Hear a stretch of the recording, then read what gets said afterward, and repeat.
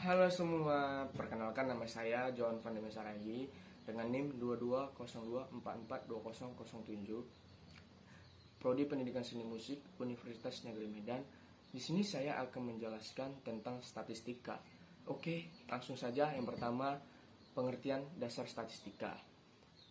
Statistika adalah bagian dari matematika yang secara khusus membicarakan tentang cara-cara pengumpulan, analisis, dan penafsiran data. Dengan kata lain, istilah statistika di sini digunakan untuk menunjukkan tubuh pengetahuan tentang cara-cara penarikan sampel atau pengumpulan data, serta analisis dan penafsiran data.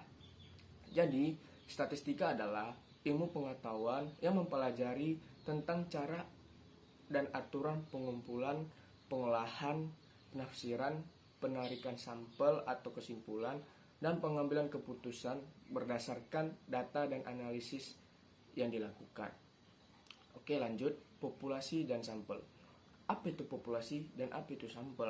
Baik, langsung saja kita jelaskan. Populasi adalah keseluruhan dari subjek penelitian. Nilai yang dihitung dan diperoleh dari populasi ini disebut parameter.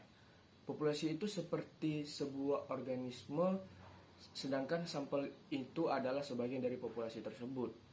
Sampel adalah bagian dari populasi yang memiliki karakteristik mirip dengan populasi itu sendiri. Sampel disebut juga sebagai contohnya. Nilai hitungan yang diperoleh dari sampel inilah yang disebut dengan statistik.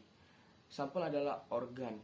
Sampel adalah bagian yang tidak terpisahkan dari populasi.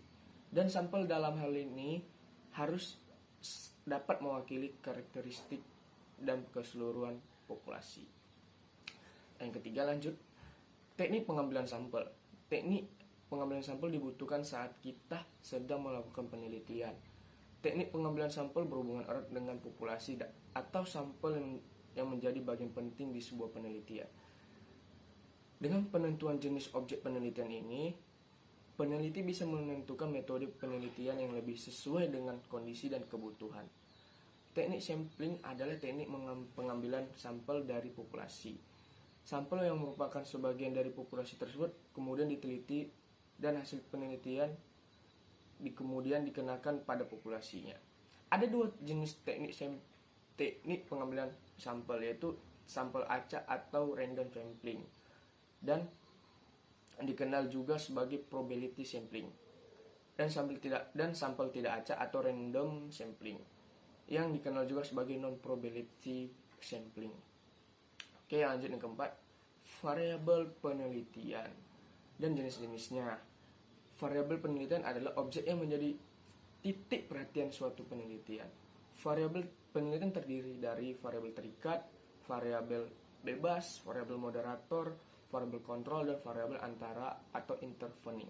Adapun penjelasannya masing-masing, yaitu pertama variabel terikat kita jelaskan di sini ya.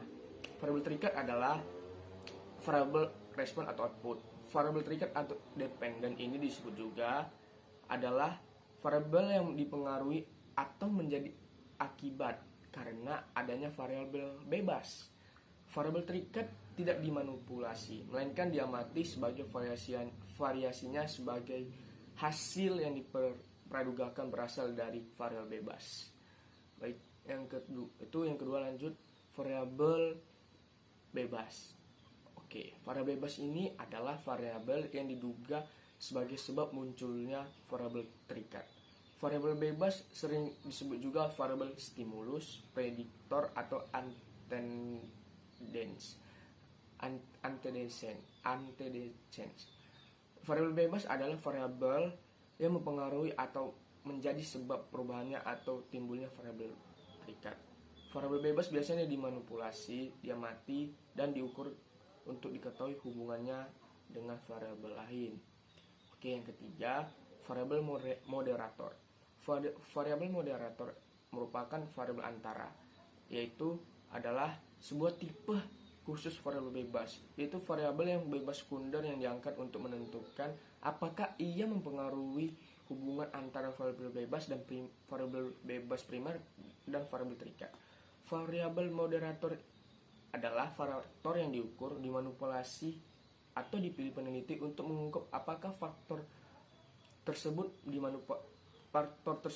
mengubah hubungan antara variabel bebas dan variabel terikat. Yang keempat, variabel kontrol. Variabel-variabel yang mempengaruhinya harus dinetralkan disebut sebagai variabel kontrol. Jadi, variabel kontrol adalah faktor-faktor yang dikontrol atau dinetralkan pengaruhnya oleh peneliti karena jika tidak dinetralkan diduga ikut mempengaruhi hubungan antara variabel bebas dengan variabel terikat.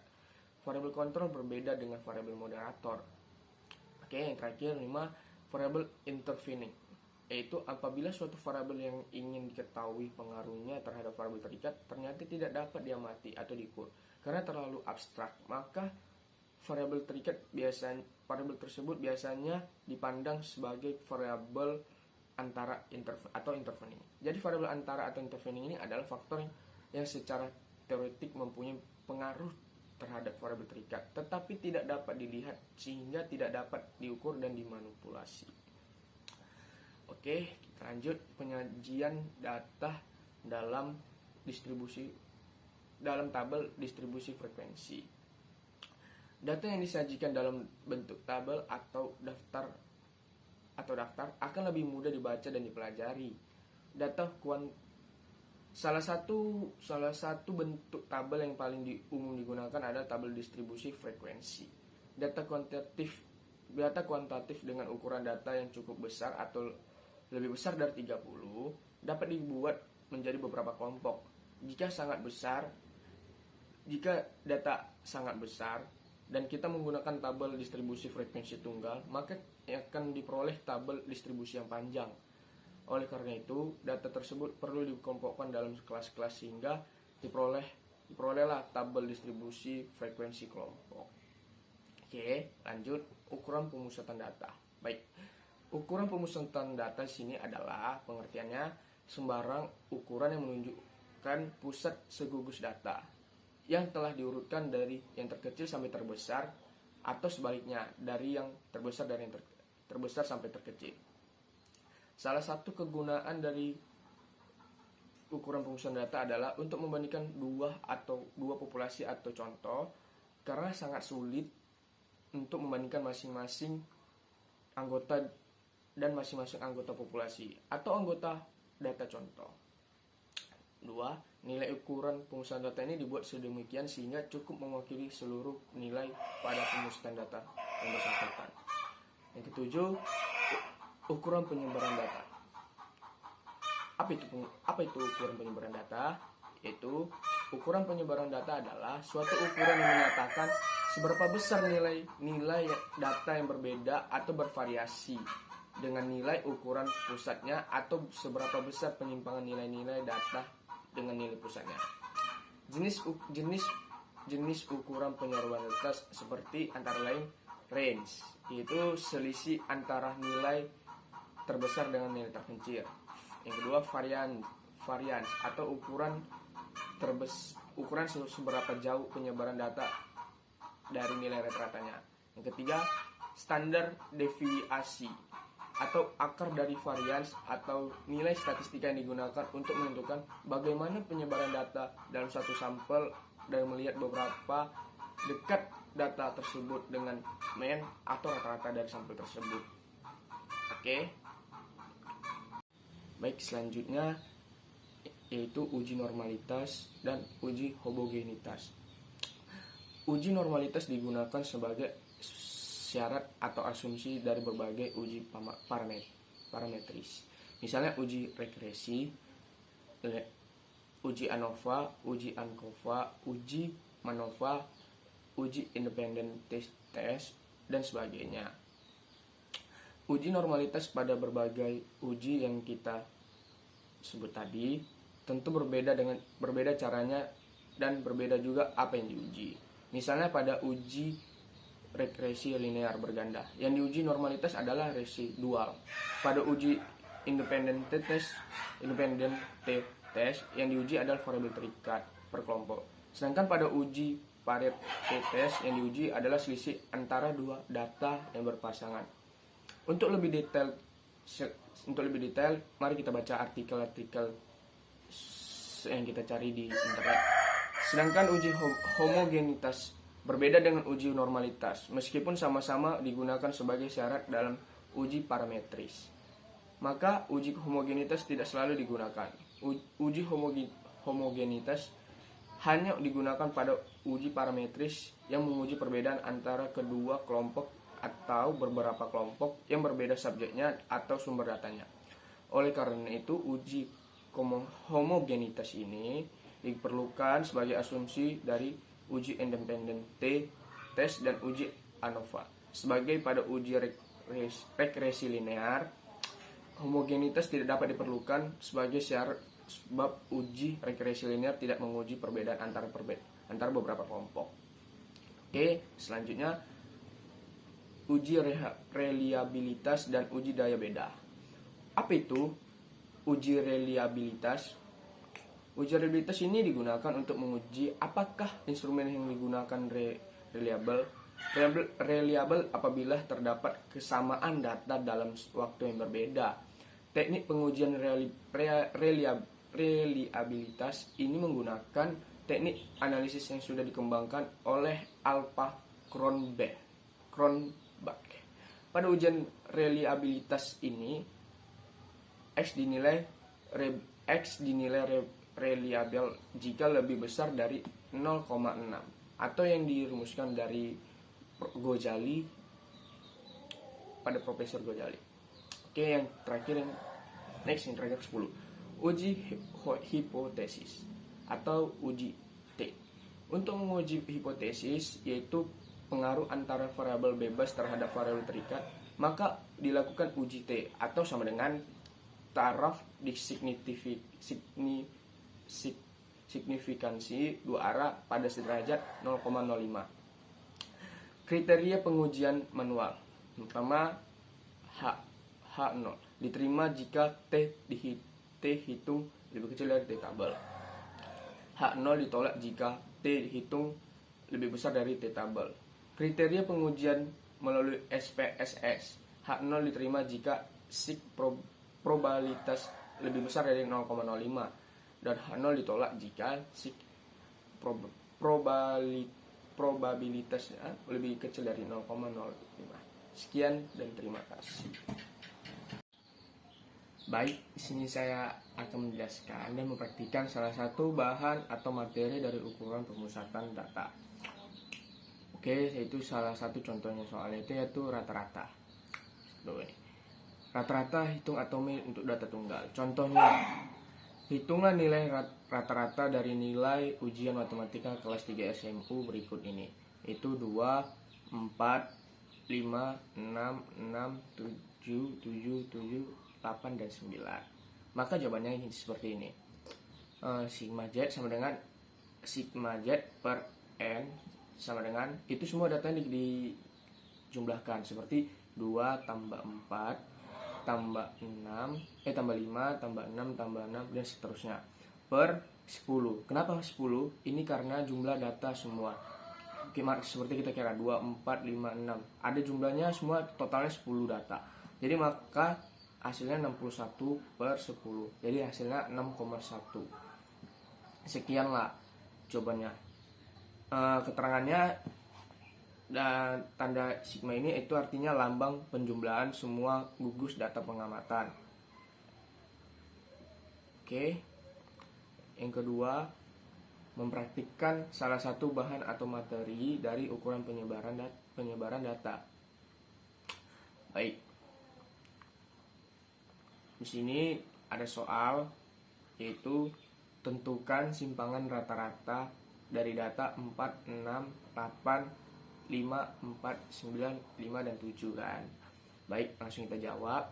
SR sama dengan, SR itu sama artinya simpangan rata-rata. Sama dengan sigma N I sama dengan 1 dalam kurung XI kurang X per N.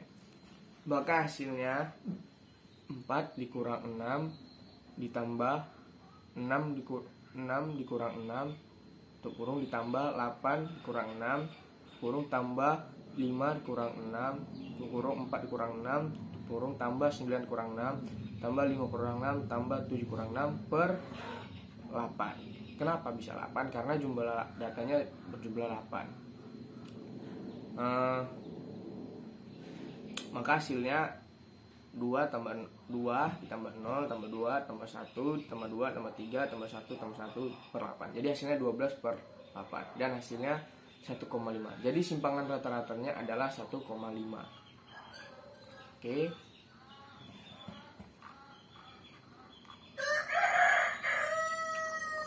Yang ketiga itu memperhatikan uji normalitas. Baik.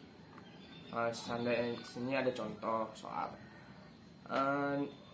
Nilai ujian statistika 8 orang siswa SMA yang diambil dari suatu populasi akan diuji hipotesis 0 bahwa sampel ini berasal dari populasi dengan distribusi normal pada alfa sama dengan 0,05. Baik, yang dari itu 40, 35, 28, 58, 64, 70 dan 40 dan 45. Dinyatakan ujilah data sampel tersebut ke normalitasnya dengan Lilliefors. Baik, mari kita jawab. Itu perumusan hipotesisnya itu adalah data sampel berasal dari distribusi normal. Satunya data sampel tidak berasal dari distribusi normal. Statistiknya itu seperti rumusnya L0 sama S sub F frekuensi L kurung Z1 kurang S Z1. Langkah pertama, hitunglah rata-rata data tersebut. Mari kita hitung ya. 40 tambah 35 ditambah 28 ditambah 58 ditambah 64 ditambah 70 tambah 40 tambah 45 sama dengan 380 dan dibagi 8. Jadi hasilnya 47,5. Maka standar deviasinya adalah kita buat ya.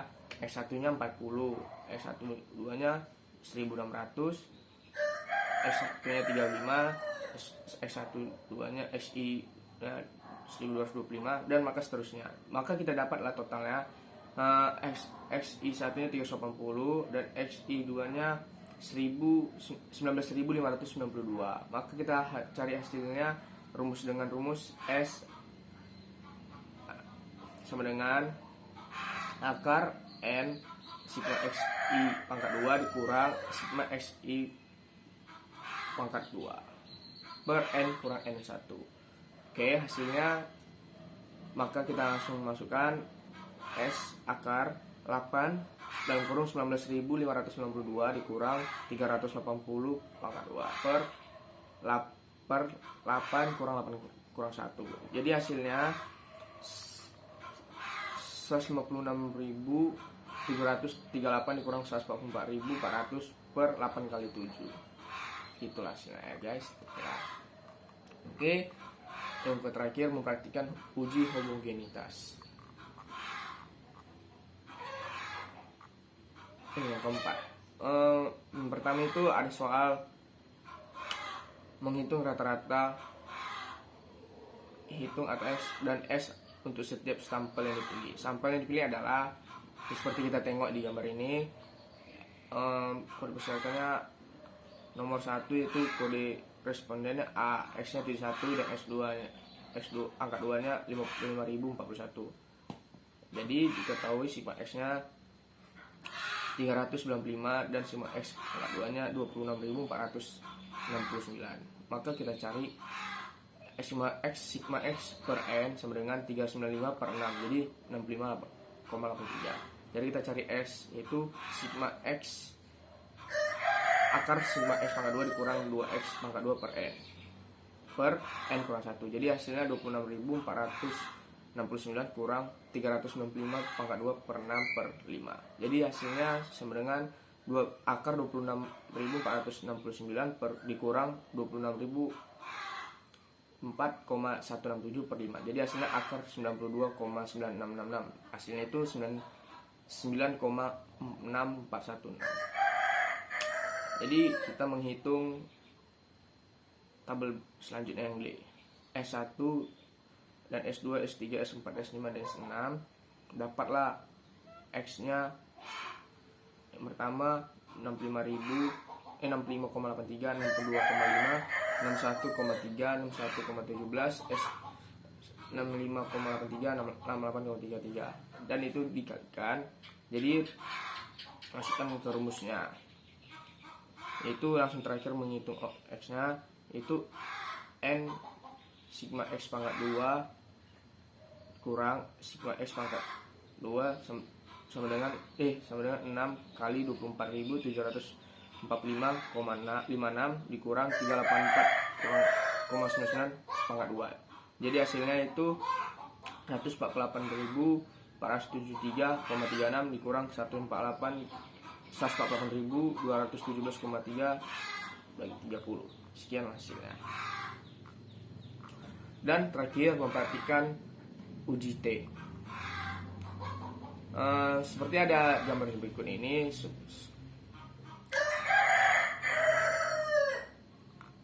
Ada soal yang kita tanya. Jadi seperti rumus di sini, S sama dengan akar 1 per N kurang 1 dalam kurung sigma D pangkat 2 dikurang sigma D pangkat 2 per N. Jadi hasilnya 1 per 19 dalam kurung 1002 dikurang minus 90 pangkat 2 per 20. Jadi hasilnya akar 31 per akar 31,42 11. Jadi hasilnya 5,6054. Jadi T sama dengan minus 90 per 20 per 56.054 per 56.054 bagi 20. Jadi sama dengan minus 4,5 per 12.534. Jadi hasilnya minus 3,5902. Sekian presentasi dari saya. Jika ada kata saya mohon maaf. Jika ada kata salah saya mohon maaf. Sekian dan terima kasih.